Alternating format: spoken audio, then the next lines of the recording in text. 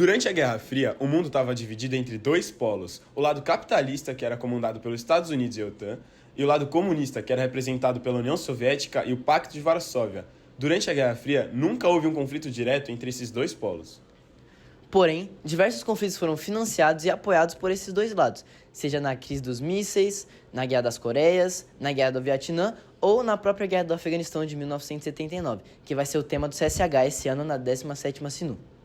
Dessa forma, nesse vídeo a gente vai tratar de um tema à parte da guerra, mas que vai ser essencial durante os debates, que são os conflitos entre sunitas e xiitas.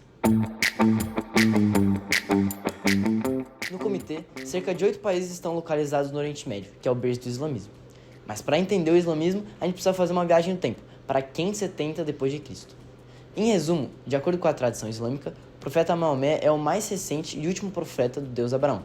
Nascido em 570 d.C., o futuro líder já era órfão desde cedo, e durante sua vida ele pregou o islamismo, sendo bastante perseguido durante grande parte dela, principalmente pelo cristianismo. Porém, o que é realmente relevante para a origem do conflito entre sunitas e xiitas ocorre em 632 d.C., quando o profeta Maomé morre.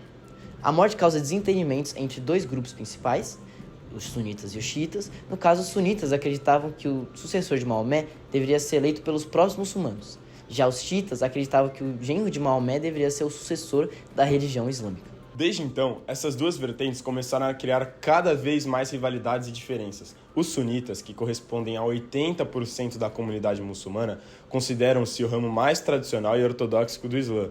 Sua denominação, sunitas, deriva da expressão al-Asuna, que significa povo de tradição.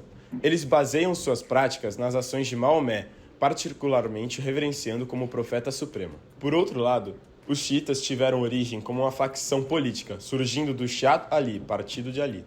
Os xiitas reivindicaram o direito de Ali, genro do profeta, e seus descendentes para liderar os muçulmanos. Essa reivindicação resultou em tragédias como a morte de Ali e seus filhos, criando um elemento de luto e martírio na fé xiita. Assim, por conta dessas tensões e divergências de ideias, conflitos começam a surgir no Oriente Médio.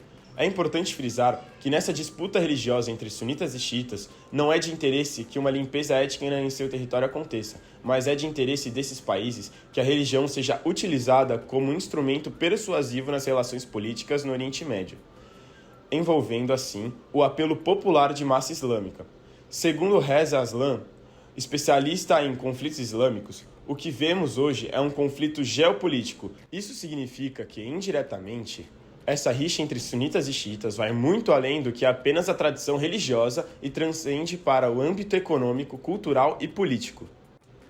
Durante toda a história dessa rivalidade, ocorreram diversas disputas que resultaram em uma maior tensão nos países do Oriente Médio. Movimentos xiitas e sunitas estavam explodindo no século XX, e algumas delas culminaram em revoluções e golpes de Estado, como foi o caso do Paquistão em 1947 com a Operação Fair Play, que depois um governador xiita para a entrada de um governo sunita.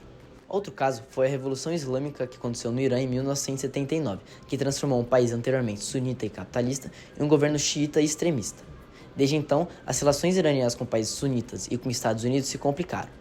São exemplo, em países do Oriente Médio que se complicaram as relações com o Irã, o próprio Paquistão, Egito e principalmente a Arábia Saudita, a maior rival do Irã na disputa pelo Golfo Pérsico. Também é necessário entender que essa rivalidade vai além do âmbito islâmico, podendo traçar paralelamente uma relação com a disputa de petróleo no Oriente Médio. 65% desse importante recurso se encontra nessa região, e os países membros da OPEP, que é a Organização dos Países Exportadores de Petróleo, buscam o controle e hegemonia na venda do produto. Aqui se encontram disputas entre sauditas, iranianos e egípcios. Para isso, foi a partir de 1980 que os primeiros grupos extremistas islâmicos começaram a aparecer, como é o caso do Hezbollah, um grupo extremista de orientação xiita, que se formou após a ocupação israelense no Líbano. Esses grupos geralmente declaravam tanto os Estados Unidos como a União Soviética como inimigos do Islã. Mas e o que isso tem a ver com a Guerra do Afeganistão? Todos esses eventos são precedentes desse conflito, e muitos países se encontram no meio dessa rivalidade.